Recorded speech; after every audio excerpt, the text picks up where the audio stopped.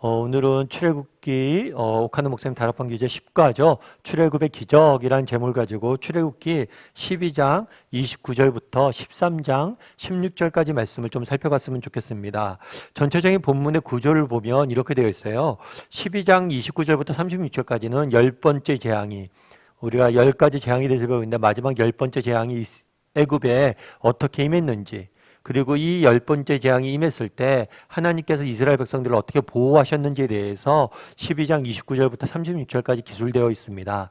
그리고 12장 37절부터 42절까지는 실제로 이 10번째 재앙이 끝나고 나서 어떻게 이스라엘 백성들이 애굽을 나오게 됐는지, 이 과정 속에서 우리가 알 수 있는 것은 무엇인지에 대해서 쭉 서술하고 있어요. 그런 다음에 12장 43절부터 13장 17절까지는 출애굽의 과정 속에서 하나님께서 절기를 지키라고 말씀하세요. 그래서 그 절기를 어떻게 지켰는지에 대해서 유월절과 무교절, 그리고 장자 봉헌에 대한 규례가 나옵니다. 그래서 유월절과 무교절은 저희가 지난 시간에 배웠는데요. 오늘은 특별히 이 장자 봉헌에 대한 한 가지 더 규례를 하나님께서 주세요. 그것들에 대해서 어떤 규례가 있었고 어떻게 지켰는지에 대해서 우리가 좀 살펴봤으면 좋겠습니다. 먼저 우리 서론을 같이 한번 읽어볼까요? 같이 읽도록 하겠습니다. 하나님께서 아브라함에게 600여 년 전에 약속하신 일이 드디어 우리 눈앞에서 성취되는 것을 볼 수 있다. 430년간 노예 생활을 하였던 이스라엘이 애굽에서 해방을 맞아 고국인 가나안을 향해 향군을 하기 시작한 것이다. 이 장엄한 사건을 보면서 우리가 무엇을 배울 수 있는지 성령의 인도하심을 기다려보자. 예, 우리가 지난주까지 10가지 재앙에 대해서 배웠어요. 근데 오늘부터 뭘 배우냐면 이제 이집트에서 본격적으로 빠져나와서 약속의 땅까지 가는 출애굽의 여정에 대해서 구체적으로 배우게 됩니다. 그런데 이 출애굽의 여정이 단순히 출애굽 사건과 여정이 우연히 일어난 일이 아니에요. 이것은 철저히 하나님의 계획 아래 이루어진 일임을 우리는 발견할 수가 있습니다. 그래서 이것은 단순히 출애굽뿐만 아니라 기독교의 가장 큰 특징이에요. 세상의 대부분의 많은 종교는 도덕적 가르침을 가르칩니다. 그래서 이 땅에서 어떻게 살아야 되는지에서 가르치고 있어요. 그런데 기독교는 이 도덕적 가르침을 주는 게 목적이 아니에요. 무엇이 목적일까요? 실제로 역사 가운데 하나님께서 무엇을 행했는지, 이것에 대해서 알려주는 게 바로 기독교예요. 그래서 기독교에 보면 우리가 이스라엘 역사를 배우는 거예요. 역사 가운데 하나님께서 실제로 어떻게 일했냐는 거죠. 그래서 근본적인 차이가 있습니다. 예를 들면 요즘 우리가 코로나 시기인데요. 코로나 때 그렇잖아요. 코로나 때 이렇게 코로나 시기에 위드 코로나 어떻게 살아야 된다. 뭐 마스크를 쓰고 어떻게 지내야 된다. 이것은 위드 코로나 시대에 어떻게 살아야 될지에 대해서 안내해 주는 거죠. 그런데 예를 들어서 누군가 백신과 치료제를 개발을 했어요. 그래서 우리가 코로나에서 해방될 수가 있는 거죠. 코로나가 끝날 수 있는 거죠. 이것은 사실이에요. 그러니까 사실과 도덕적 가르침은 차이가 있어요. 그래서 기독교는 실제로 역사 속에서 예수 그리스도께서 우리를 위해서 무엇을 행했는지, 하나님께서 우리를 무엇을 행했는지, 이것에 대해서 가르쳐 주는 게 바로 기독교예요. 그럼 이 역사적 사실에 대해서 우리가 어떻게 받아들일 것이냐, 이건 각자의 선택이겠죠. 그래서 오늘은 출애굽 여정에 대해서 실제로 하나님께서 어떻게 역사 가운데 이스라엘 백성들이 이끌어냈는지에 대해서 배우게 되는 거예요. 그리고 그것이 우리에게 주는 의미에 대해서 우리가 함께 살펴봤으면 좋겠습니다. 우리 그러면 1번 문제 같이 한번 읽어볼까요? 같이 읽도록 하겠습니다. 하나님이 애굽에 내린 마지막 재앙이 무엇이었는가? 예, 12장 29절 말씀 같이 한번 읽어볼까요? 밤중에 여호와께서 애굽 땅에서 모든 처음 난 것, 곧 왕위에 앉은 바로의 장자로부터 옥에 갇힌 사람의 장자까지와 가축의 처음 난 것을 다 치심해. 예, 그 밤중에 여호와께서 애굽 땅에서 모든 처음 난 것, 애굽 땅에 있는 모든 처음 난 것, 즉 바로의 장자로부터 시작해서 지위 여호와를 막론하고 정말 모든 대단한 권세를 가졌던 왕의 아들조차도 뭐예요? 장자로부터 시작해서 옥에 갇힌 가장 낮은 사람의 장자까지, 그리고 뿐만 아니라 가축의 처음 난 것까지 모든 처음 난 것이 하루아침에 죽는 그런 재앙이 실제로 일어난 거죠. 이건 이미 하나님께서 예고하신 내용이죠. 모세를 통해서 예고했던 내용을 실제로 일어난 거예요. 실현된 거죠. 그래서 이 열 재앙에 대해서 우리가 계속해서 지난 시간에 자세히 배웠기 때문에 오늘 이 과에서는 이 재앙에 대해서 자세히 다루진 않지만 지난 시간에 배운 걸 정리하면 이 10번째 재앙은 그러니까 애굽에 있었던 모든 재앙들은 애굽이 섬기는 신과 관련이 있다고 그랬죠. 그럼 마지막에 있는 장자의 죽음은 누구와 관련이 있냐면 그 당시에 바로는 스스로 자신을 신의 아들이라고 신의 아들이라고 이야기하고 신으로 추앙받기를 원했어요. 그런데 이 사건을 통해서 참된 신은 누구다? 우리의 생명을 보존하시고 생명을 지키시는 생명의 주관자 되시는 분이 하나님이심을 참된 신이 누구인지를 보여주는 거죠. 또한 이 사건은 하나의 심판이라고 했죠. 무엇에 대한 심판이에요? 과거에 바로와 이집트 사람들이 이스라엘 백성들의 아들들을 죽였잖아요. 이스라엘 백성들 중에서 아들이 태어나면 나일강에 던지라 라고 이야기하고 아들들을 죽였습니다. 이것에 대한 과거의 악행에 대한 심판이기도 한 거죠. 그래서 이 열 재앙의 특징은 참된 신이 누구인지를 보여주는 것이면서 동시에 애굽에 대한 심판이다. 이거에 대해서 배웠죠. 그럼 2번 문제 같이 한번 읽어볼까요? 같이 읽도록 하겠습니다. 이 재앙이 임하자 애굽 천지에 어떤 일이 일어났는가? 30절 말씀 같이 한번 읽어볼까요? 그 밤에 바로와 그 모든 신하와 모든 애굽 사람이 일어나고 애굽에 큰 부르짖음이 있었으니 이는 그 나라의 죽임을 당하지 아니한 집이 하나도 없었음이었더라. 그 밤에 예언한 대로 한밤중에 되어서 뭐가 됐어요? 바로와 모든 신하와 모든 애굽 사람이 다 장자가 죽었죠. 그러니까 뭐가 있었다고 그래요? 큰 부르짖음이 있었다. 부르짖음 무엇을 의미할까요? 슬픔과 애통이 있었던 거죠. 모든 사람들이 뭐란 거예요? 장자가 죽으니까 슬퍼하며 애통하며 비탄에 빠진 모습들을 우리는 보게 되는 거죠. 그럼 우리 3번 문제 같이 한번 읽어볼까요? 같이 읽도록 하겠습니다. 장자의 죽음이 왜 이렇게 큰 충격을 주었다고 생각하는가? 왜 이렇게 큰 충격을 주었을까요? 사실 여러분 아들의 장자의 죽음만큼 큰 충격과 아픔을 가져다 준 게 있을까요? 부모 입장에서 가장 인생에서 힘든 고통이 있다면 그것은 바로 자녀의 죽음일 거예요. 뿐만 아니라 그 당시 정서상 장자는 그냥 아들이 아니라 장자는 특별한 존재예요. 아들 중에서도.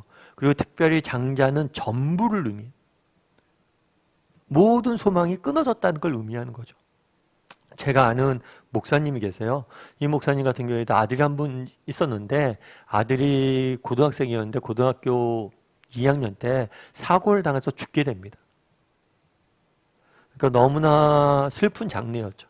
그런데 그 목사님이 그런 이야기를 하더라고요. 목사님께서 이제 목사가 돼서 열심히 하는 나라를 위해서 일하는데 어느 순간이 되니까 자기의 한계를 느끼겠대요. 아, 나는 요 정도 그릇밖에 안 되는구나.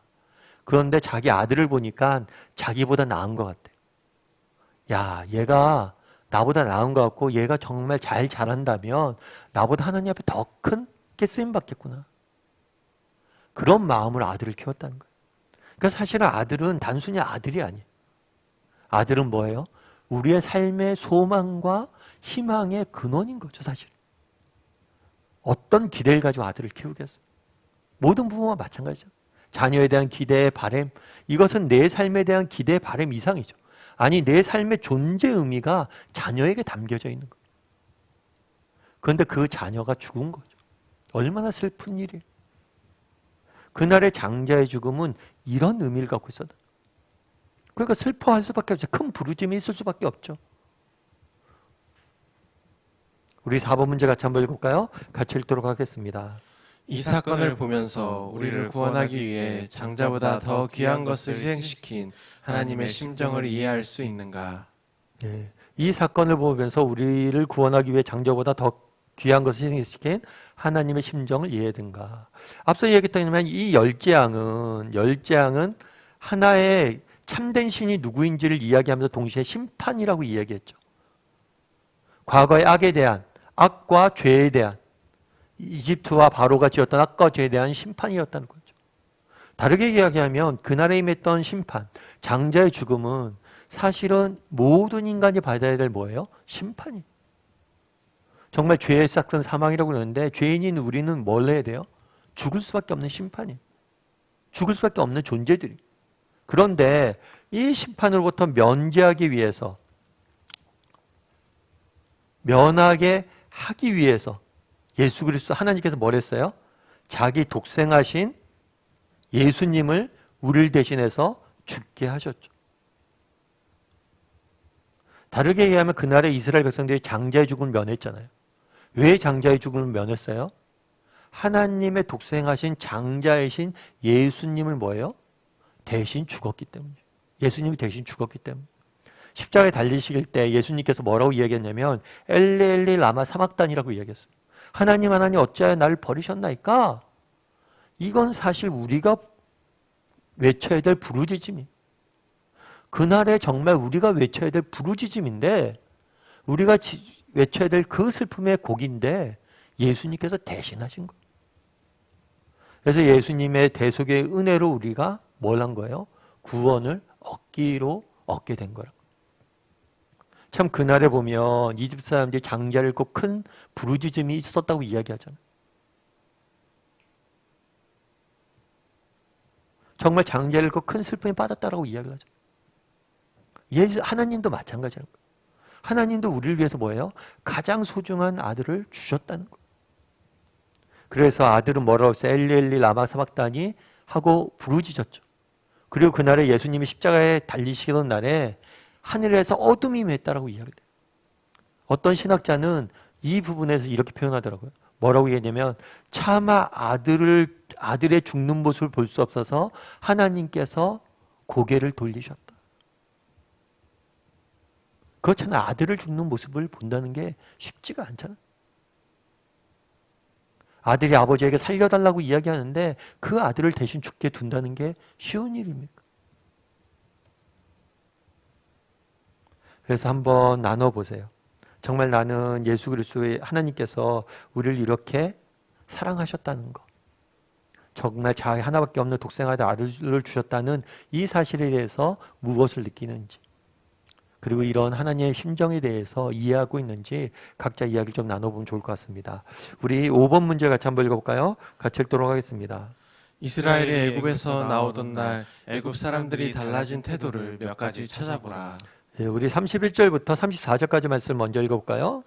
밤에 바로가 모세와 아론을 불러서 이르되 너희와 이스라엘 자손은 일어나 내 백성 가운데에서 떠나 너희의 말대로 가서 여호와를 섬기며 너희가 말한 대로 너희 양과 너희 소도 몰아가고 나를 위하여 축복하라 하며 애굽 사람들은 말하기를 우리가 다 죽은 자가 되도다 하고 그 백성을 재촉하여 그 땅에서 속히 내보내려 하므로 그 백성이 발교되지 못한 반죽 담은 그릇을 옷에 싸서 어깨에 매니라. 예, 그 밤에 장자의 죽음이 임했잖아요. 그러니까 바로가 뭘 했어요? 모세에게 이야기했어요. 모세와 아론을 불러서 떠나라고. 떠나는데 특별히 뭐라고 그랬어요? 너희 양과 너희 소도 몰고 가라. 그리고 나를 위하여 축복하라. 원래 양과 소는 가져가지 말라고 그랬거든요. 그런데 그 말을 듣고 정말 바로와 아론이 요구한 그대로 다 들어주는 모습들을 보게 돼요. 뿐만 아니라 애굽 사람들은 뭐라고 얘기했어요? 그 백성을 재촉하여 빨리 떠나달라고 부탁한 거예요. 제발 떠나달라고 부탁한 거예요. 이전에 어땠어요? 바로와 애굽 사람들이 안 보내려고 그랬죠. 자신들 노예잖아요. 노예는 자신들 노동부의 원천이잖아요. 그러니까 그것들을 뭐예요? 붙잡고 있으려고 그랬죠. 그런데 이제는 뭐예요? 마치 부탁하는 것처럼 제발 좀 떠나달라고 부탁하는 모습들을 보게 되는 거죠. 그리고 35절과 36절도 한번 읽어볼까요? 이스라엘 자손이 모세의 말대로 하여 애굽 사람에게 은금 패물과 의복을 구하매 여호와께서 애굽 사람들에게 이스라엘 백성에게 은혜를 입히게 하사 그들이 구하는 대로 주게 하심으로 그들이 애굽 사람의 물품을 취하였더라. 뿐만 아니라 뭐냐면 이스라엘 사람들이 은금을 구하니까 은금 패물과 의복을 구하니까 그것들 다 들어서 준 거예요. 우리 그냥 떠날 수 없다. 의복과 은금 패물을 달라 그랬더니 그걸 다 준 거예요. 사실 지난주에도 말씀드렸지만 이것은 그동안 노예로서 이스라엘 백성들이 일했던 그 노동의 정당한 대가를 다 받게 하셔서 하나님께서 내모된 거예요. 사실 그전엔 보내주지도 않으려고 그랬어요. 그런데 이제 뭐예요? 돈까지 주면서 뭐라는 거예요? 가라는 거예요. 제발 떠나달라는 거예요. 정말 신비로운 일이죠. 그런데 이것이 저절로 일어난 게 아니라 모세의 말대로 하나님이 예고하신 그대로 이루어졌음을 우리는 보게 되는 거죠. 우리 6번 말씀을 같이 한번 읽어볼까요? 6번 문제 같이 한번 읽어볼까요? 12장 35절에서 36절과 창세기 15장 14절을 비교해보라. 당신은 무엇을 느낄 수 있는가? 예, 우리 12장 35절과 36절 한번 읽어볼까요? 이스라엘 자손이 모세의 말대로 하여 애굽 사람에게 은금 패물과 의복을 구하매 여호와께서 애굽 사람들에게 이스라엘 백성에게 은혜를 입히게 하사 그들이 구하는 대로 주게 하심으로 그들이 애굽 사람의 물품을 취하였더라. 창세기 15장 14절도 한번 읽어볼까요? 그들이 섬기는 나라를 내가 징벌할지며 그 후에 내 자손이 큰 재물을 이끌고 나오리라. 예, 그날의 은금 패물, 그러니까 은금 패물과 의복을 구해서 그걸 가지고 나왔어요. 근데 뭐라고 표현됐냐면 모세의 말대로, 그러니까 하나님께서 미리 예고하셨고 예언하셨어요. 그런데 그대로 성취가 되는 것을 보게 돼요. 그런데 단순히 이것은 모세의 말만 성취한 게 아니에요. 그 전에 하나님께서 아브라함에게 수백 년 전에 약속을 주셨어요. 너희의 후손이 다른 나라를 섬기게 될 텐데 그 섬기는 나라를 내가 징벌할지니 10가지 재앙이 내렸죠. 그런 다음에 뭐예요?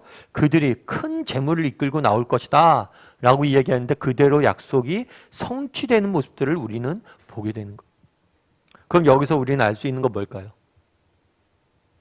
그날에 출애굽이 일어나는 게 우연히 일어난 게 아니라 하나님께서 계획 아래서 하나님의 약속에 성취되는 모습들을 우리는 보게 되는 거예요. 다르게 말하면 여기서 알 수 있는 건 뭐예요? 우리 하나님이 신실하신 분이심을 알 수 있죠. 하나님의 신실하심을 보여주는 거예요. 하나님은 자신의 약속을 반드시 뭐예요?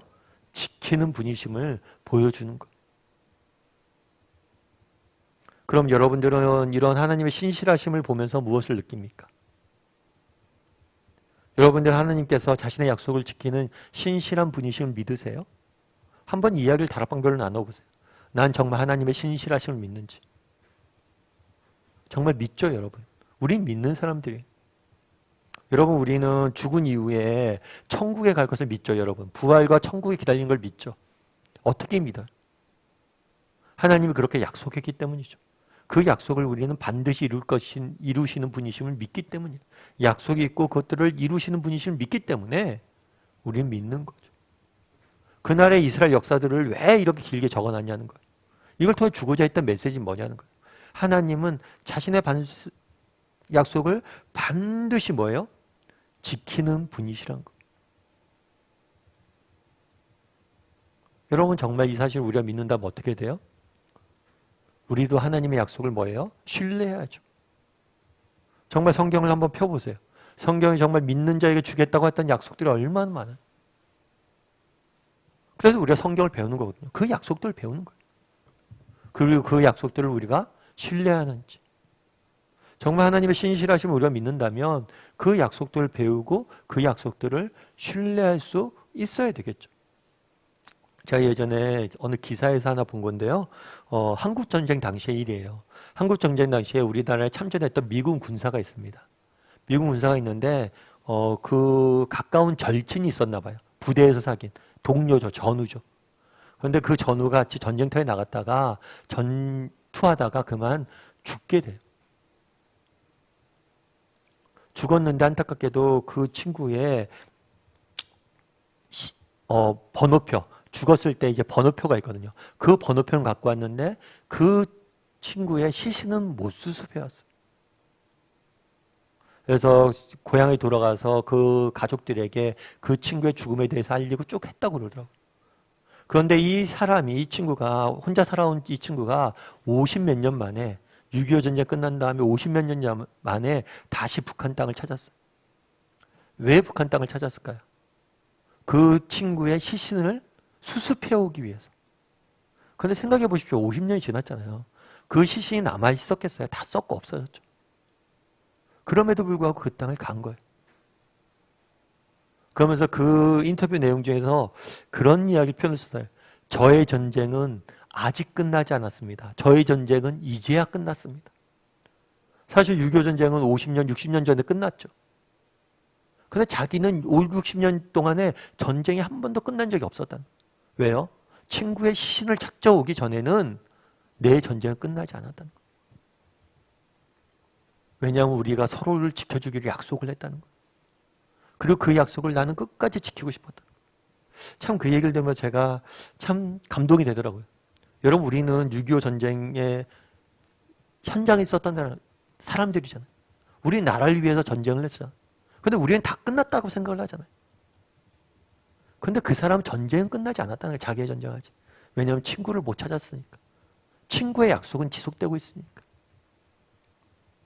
참 여러 가지 생각이 들게 하더라고요. 우리는 안 보일지 몰라요, 하나님. 하지만 하나님께서는 자신의 약속을 지키기 위해서 여전히 지금도 일하고 계시다는 거예요.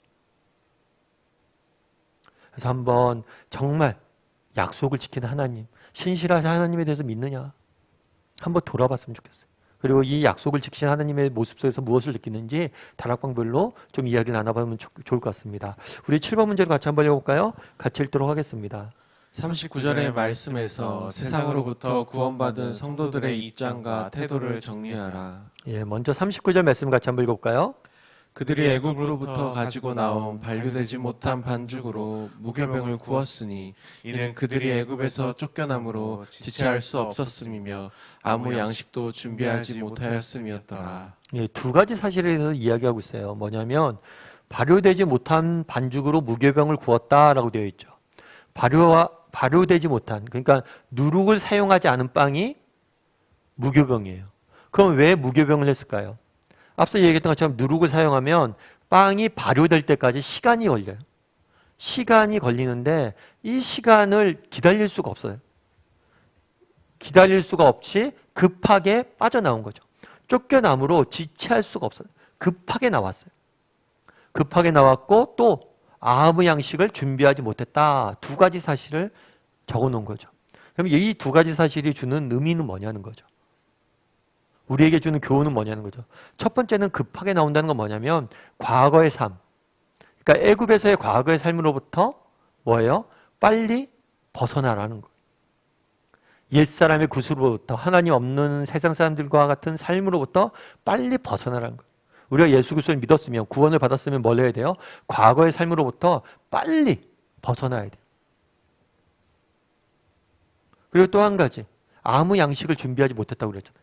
이후에도 배우겠지만 이 양식은 누가 준비하고 있어요? 하나님이 준비하고 계세요. 그러니까 과거의 삶으로부터 벗어나고 또 무엇을 할 수 있어야 되는 거예요? 하나님을 신뢰할 수 있어야 된다. 하나님께서 우리를 먹이실 것이다 라는 믿음을 가지고 하나님을 신뢰할 수 있어야 된다는 거예요. 그래서 오늘 본문에서 이스라엘 백성들이 출애굽을 하잖아요. 이 출애굽 과정을 통해서 우리가 배울 수 있는 건 두 가지 삶의 태도예요. 첫 번째는 뭐냐면 과거의 삶으로부터 뭐예요? 빠르게 벗어나는 거예요. 정말 세상 사람들처럼 살지 않고 그리스도인이라면 그리스도인답게 다르게 살아야 된다는 거예요. 그러면 이렇게 다르게 살기 위해서 필요한 게 뭐냐? 그건 뭐예요? 신뢰. 하나님께서 먹이시고 우리를 입히실 것이라는 신뢰예요. 신뢰. 우리 8번 문제 같이 한번 읽어볼까요? 당신은 예수를 믿는다고 하면서 아직도 세상에 대한 미련, 하나님과 세상 사이의 머뭇거림, 염려로 시험당하는 일이 없는가? 있다면 그 이유가 어디에 있는지 말해보라. 예, 이런 시험당한 일이 없는지 한번 이야기를 나눠보세요. 머뭇거림, 하나님과 세상 사이의 머뭇거림, 세상에 대한 미련, 그리고 염려로 시험당한 일이 없는지 한번 이야기를 쭉 나눠보세요. 아마 지난 시간에도 이렇게 우리가 조금 나눴겠죠. 과거의 옛사람의 구습을 우리가 지난 시간에 나눠보자고 그랬잖아요. 옛사람의 구습을 버리지 못한 구습이 없는지 쭉 나눠보자고 그랬는데 그러면 지난 시간에 그렇게 나눴잖아요. 그럼 이번 한 주간 어땠어요? 지난 주간에 우리가 옛사람의 구습을 없앱시다 라는 이야기를 나눴는데 그럼 이번 한 주간 그 구습을 없애기 위해서 노력했나요? 그리고 그것들 통해서 어떤 열매를 맛봤어요? 이런 얘기를 좀 나눠보세요. 순장님, 저는 지난 시간에 그걸 우리가 배웠군요. 까마득히 잊고 있었습니다. 그렇죠. 그럴 수도 있죠. 잊고 있을 수도 있죠. 그런데 지난 시간에 우리가 배웠던 정말 우리가 옛사람의 구습을 버리자라는 이야기를 좀 나눴는데 그걸 위해서 한 주간 어떻게 노력했는지 좀 나눠보는 것도 필요한 것 같아요. 그런데 우리가 여기서 한 가지 생각을 해봐야죠. 지난 주간에 어찌됐거나 우리가 옛사람의 구습을 버리기 위해서 노력했을 거예요. 그렇다면 왜 안 됐어요? 잘 됐나요? 잘 안 됐을 수 있어요. 그렇다면 왜 안 됐냐는 거예요. 왜 이렇게 안 될까요? 뭐 여러 가지 이유가 있겠죠. 그런데 가장 우리가 이게 이 신앙에 대해서 그런 거 이야기, 여러분 공중고개 아세요? 공중고개? 공중고개에 이렇게 줄을 매달아서 줄에서 사람이 매달려서 이렇게 왔다 갔다 하는 게 있잖아요. 왔다 갔다 할 때 참 놀라운 거 그게 아니에요? 여기서 줄을 타고 가다가 사람이 줄을 딱 놓쳐. 그럼 넘어가요. 넘어가면 반대쪽에서 줄에 매달려 있던 사람이 그 사람을 받잖아요. 정말 신앙이란 건 이런 게 아닌가 싶어요. 왜 과거에 줄을 못 놔요? 왜 줄을 잡고 있어요? 확신이에요. 뭐가 없기 때문에 이 사람이 받아줄 거란 확신이 없으면 줄을 못 놔요. 그래서 정말 아까 얘기했던 것처럼 신뢰가 되게 중요해요. 어떤 신뢰요? 하나님께서 책임지실 것이다. 정말 줄을 놓으면 세상에 대한 미련, 또 세상의 그러한 욕심들, 또 세상의 염려들, 세상의 것들, 그런 것들에 대한 것을 놓으면 하나님 우리를 붙잡아 줄 거라는 이 신뢰가 무엇보다도 중요한 것 같아요. 뿐만 아니라 우리가 세상 속을 살잖아요. 저도 목사지만 세상을 살다 보니까 참 이런 것들에 대한 유혹들이 많아요. 그리고 저도 이런 것들에 넘어진 적이 많아요. 그럼 왜일까 이렇게 고민해 보면 아무래도 세상 것들은 보이잖아요. 세상 것들은 보이는데 이건 보이지 않아요. 하나님이 주신 것들은 약속은 보이지가 않아요. 약속은 성취될 거라는 거예요. 약속이라는 것 자체가 지금 주어졌으면 약속이 아니죠. 약속은 보이지가 않는 게 문제인 것 같아요. 보이지 않는 하나지. 그런데 보이는 세상 속에 살아야 되잖아요. 그러다 보니까 우리가 하루 종일 보이는 세상 속에 살다 보니까 세상의 유혹에 빠지는 경우들이 훨씬 많은 거죠. 그럼 어떻게 될까요? 보이지 않는 하나님을 느끼는 게 필요한 것 같아요. 세상 속에 산다는 거 보인다는 건 뭐냐면 오감을 느끼는 거죠. 그러니까 우리도 하나님을 느낄 수 있어야 돼요. 그래서 우리가 다락방을 하는 거거든요. 아침 묵상도 하고 주일 예배도 드리는 거예요. 순간순간 하나님께 느끼고 하나님과 동행함을 느끼게 하기 위해서. 그래서 여러분 하나님을 신뢰하는 것도 필요하지만 순간순간 뭐예요? 하나님을 느끼는 게 필요해요. 그래서 말씀도 보고 순간순간 하나님께 기도도 하고 매일 아침마다 첫 시간 하나님께 드리면서 우리가 큐티도 하고 그러는 거예요. 그래서 한번 쭉 나눠보세요. 나는 왜 세상과 하나님 사이에서 이렇게 머뭇거리고 있는지, 머뭇거리고 있다면 그 이유는 무엇인지 한번 쭉 나눠보면 좋을 것 같습니다. 우리 9번 문제 같이 한번 읽어볼까요? 같이 읽도록 하겠습니다. 70명 소수가 애굽으로 내려간 지 430년이 된 지금 이스라엘 백성은 창대해져 여호와 군대가 되어 출애굽하고 있다. 당신의 삶의 영역에서 창대해져야 할 부분은 무엇이며 이것을 위해서 어떤 자세를 가져야 할 것인가? 우리 12장 41절 말씀 같이 한번 읽어볼까요? 430년이 끝나는 그날에 여호와의 군대가 다 애굽 땅에서 나왔은즉 욥기 말씀도 같이 읽어보죠. 내가 만일 하나님을 찾으며 전능하신 이에게 간구하고 또 청결하고 정직하면 반드시 너를 돌보시고 내 의로운 처소를 평안하게 하실 것이라. 내 시작은 미약하였으나 내 나중은 심히 창대하리라. 오늘 본문에 보면 이렇게 됐죠. 430년이 끝나고 430년은 애굽에서 보냈던 시간이에요. 처음에 애굽에 내려올 때 야곱과 그 아들들이 70명이 내려왔어요. 그런데 40년이 끝나고 그날에 뭐라고 표현됐어요? 여호와의 군대가 애굽 땅에서 나왔다라고 되어 있죠. 여호와의 군대라는 표현을 썼어요. 실제로 그렇죠. 왜냐하면 그 당시에 장정만 60만 명이라고 이야기해요. 그럼 전체 아이들이나 전체 가족까지 하면 200만 명이에요. 게다가 여기에는 이스라엘 사람들뿐만 아니라 많은 사람들이 뭐예요? 합류했어요. 하나님의 기적을 본 많은 이방인들도 합류했어요. 그래서 200만 명이나 된 사람들이 430년 만에 군대를 이루는 모습을 보게 되는 거예요. 이게 어떻게 이렇게 가능했냐는 거예요. 목사님 이게 70명이니까 아들을 많이 낳으면 이렇게 되는 게 아닙니까? 그렇지 않아요. 애굽에 얼마나 많은 이방 민족들이 있었겠어요. 얼마나 많은 사람들이 애굽에 살았겠어요. 다양한 민족들이 살았을 거 아니에요. 근데 모든 민족이 이렇게 많아지진 않습니다. 이렇게 많아진 건 하나님의 전적인 은혜예요. 정말 70명밖에 안 했던 노예들이 이렇게 많아질 수 있는 군대가 될 수 있는 건 하나님의 은혜라는 거예요. 그래서 이 사실을 통해서 보여준 게 뭐냐는 거예요. 정말 하나님께서는 정말 정직히 하나님을 바라고 하나님을 믿고 하나님을 소망하며 살아가는 하나님의 백성들을 뭐로 만든다는 거예요? 군대로 만든다는 거예요. 욥기서에서 뭐라고 되어 있어요? 내가 만일 하나님을 찾으며 전능자에게 간구하고 기도하고 또 청결하고 정직하며 정직한 마음으로 기도하고 정직한 마음으로 기도한 데 살려고 노력하면 반드시 하나님께서 뭐라 할 거라고요? 너를 돌보시고 너에게 평안을 줄 것이다. 그러면서 가장 기독교인들이 많이 좋아하는 말씀이죠. 내 시작은 미약하였으나 내 나중은 심히 창대할 것이다. 내 시작은 미약하였으나 내 나중은 심히 창대할 것이다. 이것은 이스라엘 백성들의 모습이죠. 애굽의 노예로 들어갈 때 70명밖에 안 됐지만 그 나중이 하나님의 군대가 됐잖아요. 그럼 어떻게 이런 은혜들을 맛볼 수 있습니까? 뭐 하라고 그래요? 하나님께 간구하고 뭐 하라고요? 정직하며. 정말 우리가 정직한 마음을 기도할 수 있어야 돼요. 그리고 기도하는데 살려고 노력을 해야 돼요. 그럼 하나님께서 반드시 우리를 뭘 할 거란 거예요? 미약하나 나중에 창대케 할 것이다. 이런 믿음을 좀 가졌으면 좋겠다는 거예요. 그리고 이런 믿음을 가지고 여러분들 기도하고 있는가?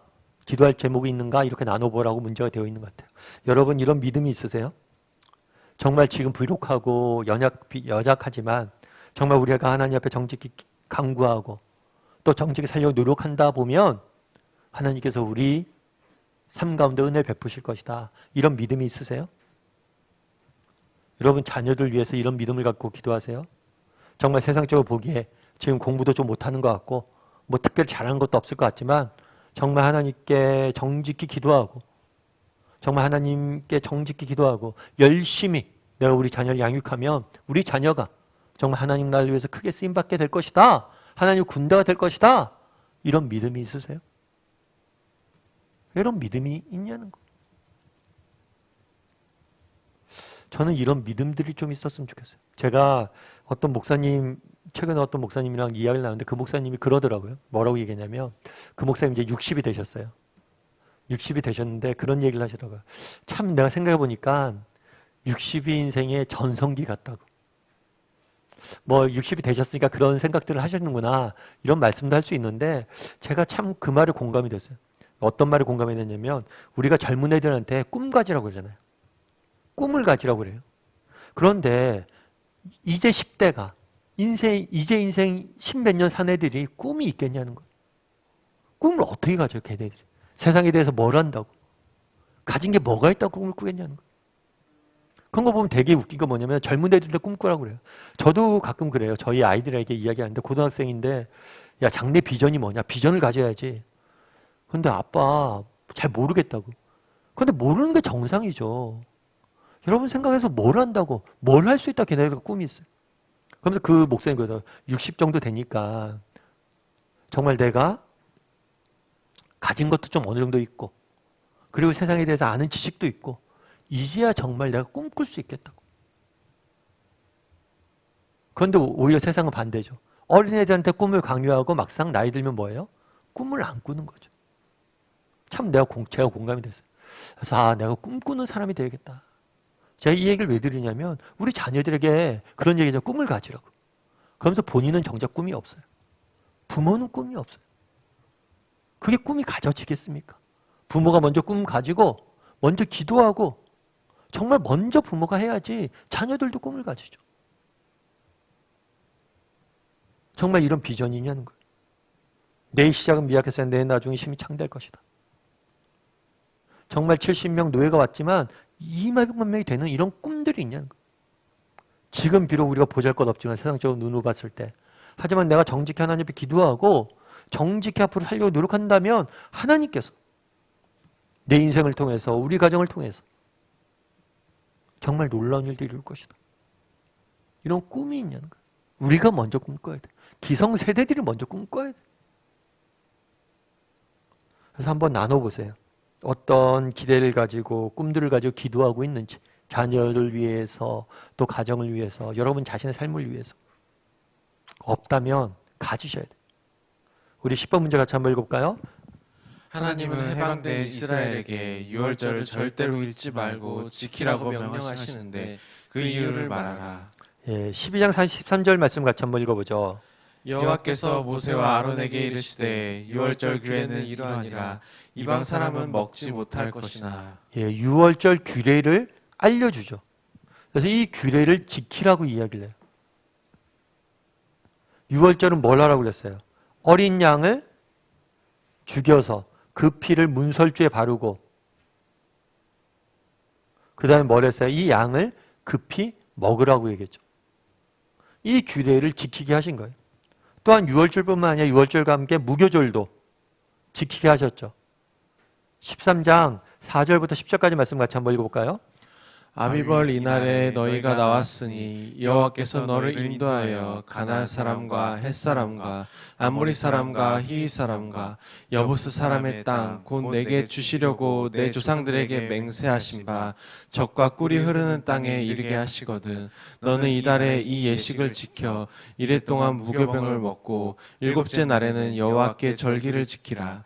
이래 동안에는 무교병을 먹고 유교병을 내게 보이지 아니하게 하며 내 땅에서 누룩을 내게 보이지 아니하게 하라. 네, 그날에 유월절과 무교절을 제정을 하셨는데, 이 무교절은 누룩이 없는 빵을 일주일 동안 먹게 하는 거예요. 그런데 이것들을 왜 이렇게 절기를 지키라고 했는데, 이 절기를 언제 지키라고 그랬어요?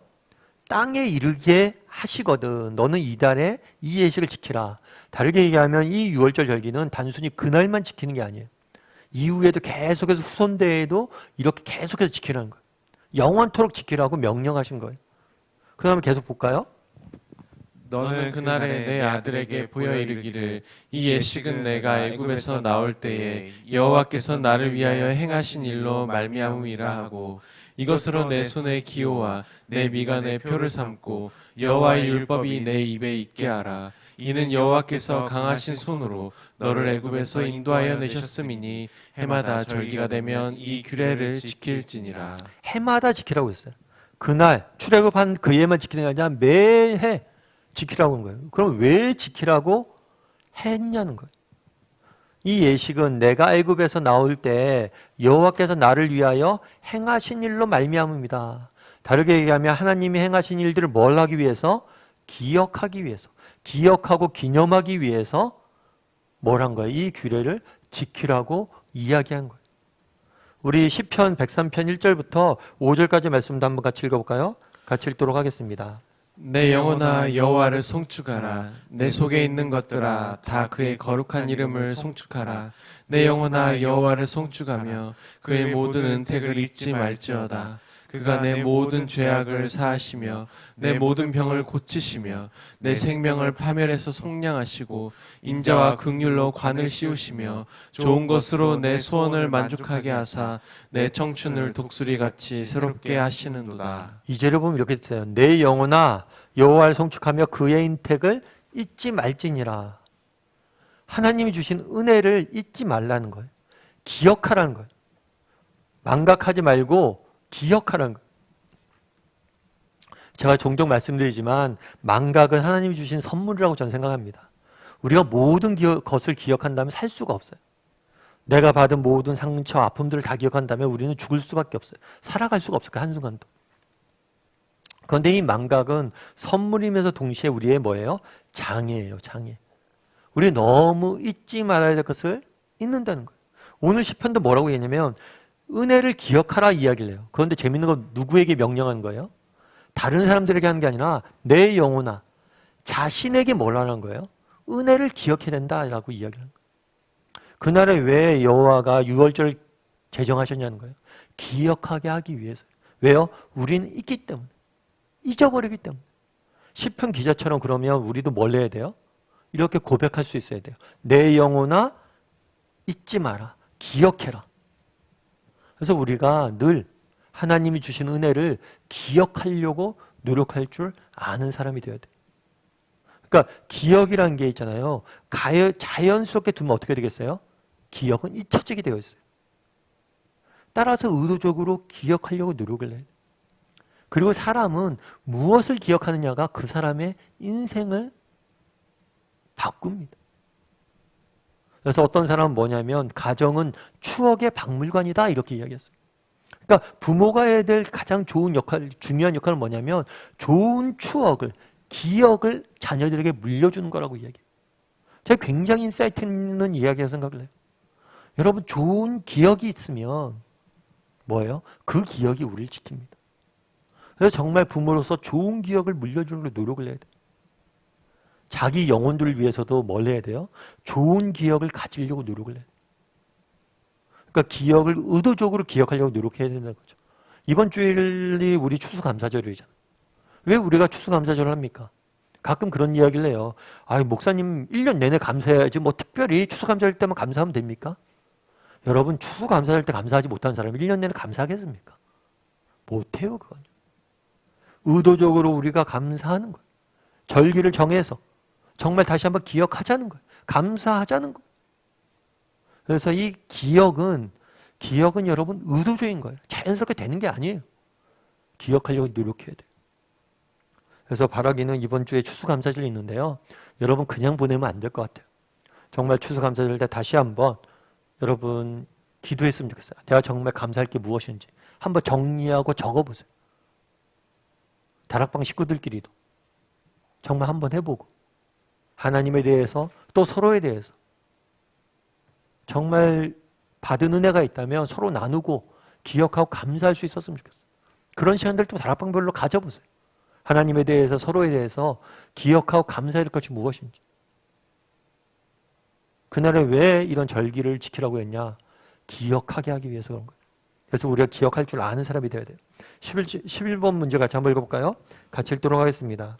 어린 양의 피로 죽음을 면한 처음 난 초태생에 대해 무엇이라고 말씀하시는가? 예, 13장 1절부터 2절까지 말씀 같이 한번 읽어볼까요? 여호와께서 모세에게 일러 이르시되 이스라엘 자손 중에서 사람이나 짐승을 막론하고 태에서 처음 난 모든 것은 다 거룩히 구별하여 내게 돌리라. 이는 내 것이니라 하시니라. 이스라엘 자손에 처음 태어난 자가 레위인보다 273명이 더 많은즉 속전으로 한 사람에 5세겔씩 받되 성소의 세겔로 받으라. 한 세겔은 20계란이라. 어떻게 했냐면 하나님께서 그날에 모든 장자가 죽었잖아요. 그런데 이스라엘 백성들은 이 장자의 죽음으로부터 면제됐잖아요. 그럼 뭐냐면 원래 죽어야 될 아들들인데 죽지 않았잖아요. 그러니까 그 장자를 뭐예요? 내게 돌리라는 거예요. 그 장자는 내 것이다 라고 이야기를 합니다. 그래서 이 장자는 하나님의 것이에요. 그래서 하나님의 것이기 때문에 하나님을 섬기고 하나님을 위해 드리는데 전적으로 헌신되어야 될 사람이에요.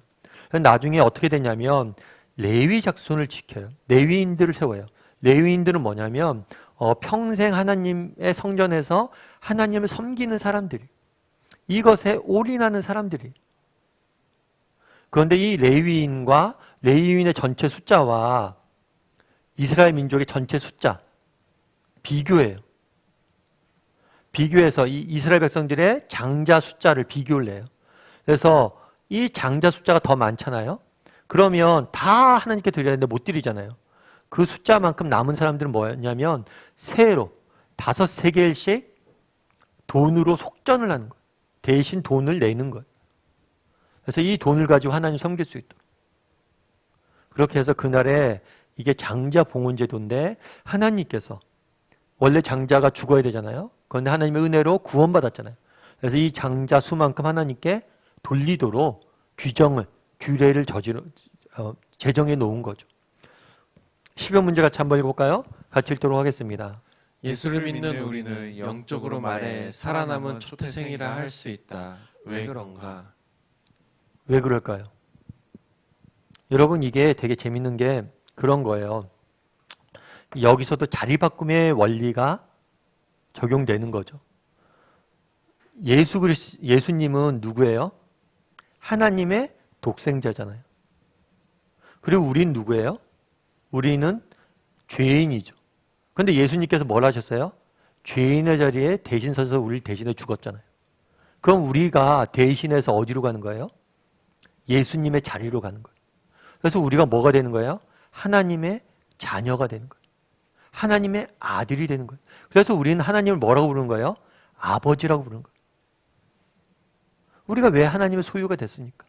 그래서 우리는 뭐예요? 살아남은 초태생이 된 거죠. 그래서 그런 표현을 하잖아요. 장자가 죽었으니까 내 것이니까 내게 바쳐라. 이게 부정적인 의미로 생각하면 안 됩니다. 이건 특권이에요. 얼마나 놀라운 은혜예요. 예수님이 있었던 독생자, 아들이 없어진 거잖아요. 죽은 거잖아요. 그래서 너희가 아들 역할을 해라. 예수님 대신에. 이게 얼마나 주권이고 특권이라는 거예요. 우리가 하나님의 아들이 되었고 초태생이 되었다는 게. 하나님께 드려졌다는 게. 하나님의 소유가 됐다는 게. 그래서 신약에서 뭐라고 해요? 너희는 하나님의 소유다. 내가 핏값을 사서 너희는 내 것이라는 거예요. 내 것. 그래서 사실은 이 장자봉헌은 굉장히 보면 의무감 갖고 뭐 거래식으로 우리가 생명을 얻었으니까 하나님께 이거 드립니다. 거래 같지만 이거 거래가 아니에요. 관계적 특권이에요. 특권.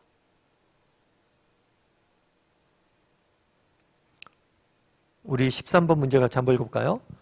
큰 권능으로 큰 희생으로 우리를 죄의 권세에서 죽음의 속박에서 구원하신 하나님께 진정으로 감사하기 위해 당신은 어떻게 남은 생을 살고 싶은가? 어떻게 살고 싶으세요? 우리가 이제 예수 그리스도의 큰 은혜로 우리가 무엇이 됐어요? 하나님의 아들이 됐잖아요. 그럼 뭘 해야 돼요? 아들답게 살아야죠. 아들로서 살아야죠. 정말 이렇게 생각하면 쉬워요. 아, 예수님께서 날 위해서 죽으셨구나. 그래서 예수님의 자리에 내가 양자로 하나님의 자리에 들어왔구나. 그럼 예수님이 해야 될 일을 내가 대신해야 되죠. 예수님이 해야 될 일이 뭐예요? 하나님을 사랑하고 섬기고 정말 하나님의 백성들을 사랑하고 섬기는 것. 정말 우리가 하나님을 사랑하고 섬기고 하나님의 사람들을 사랑하고 섬기는 것. 예수님의 마음으로 예수님의 생각으로 사는 것. 그것이 우리가 해야 될 일이라는 거죠. 그리고 이 모든 것의 가장 중요한 원천은 뭐예요? 감사예요, 감사. 정말 기독교인의 삶이 의무나 책임이 되면 안 돼요. 감사가 돼야 되고 특권이 돼야 돼요. 그날의 애굽은 그랬잖아요. 애굽 출애굽했을 때 상황을 돌아보세요. 애굽 전역에 곡이 일어났어요. 사방팔방이 정말 그날에는 모든 집이 장례를 치렀다고 생각해 보세요. 모든 집이 엉엉 울었다고 생각해 보세요. 어딜 가나 울음소리밖에 안 들었을 거예요. 어딜 가나 눈물밖에 없었을 거예요. 그런데 그것으로부터 우리는 뭐예요? 구원받은 거잖아요. 그 울음과 슬픔과 충격으로부터 구원받았다는 게 얼마나 절실히 느껴졌을까. 감사할 수밖에 없죠. 감사하니까 뭐예요? 기쁘게 우리의 삶들을 하나님 앞에 드릴 수 있다는 거죠. 그런데 이렇게 남은 생을 어떻게 살고 싶은가 했을 때 여러분 제일 중요한 건 전 그런 것 같아요. 작은 것부터 하나하나씩 드리는 좀 연습을 했으면 좋겠어요. 그래서 내 삶의 작은 일부, 뭐 1시간, 그러니까 다락방 모임하는 것도 드리는 거죠. 이 내 귀한 시간들 하나님께 드리는 거죠. 이렇게 조금 것, 작은 것부터 하나님 앞에 드리는 훈련을 좀 하는 게 굉장히 중요할 것 같습니다.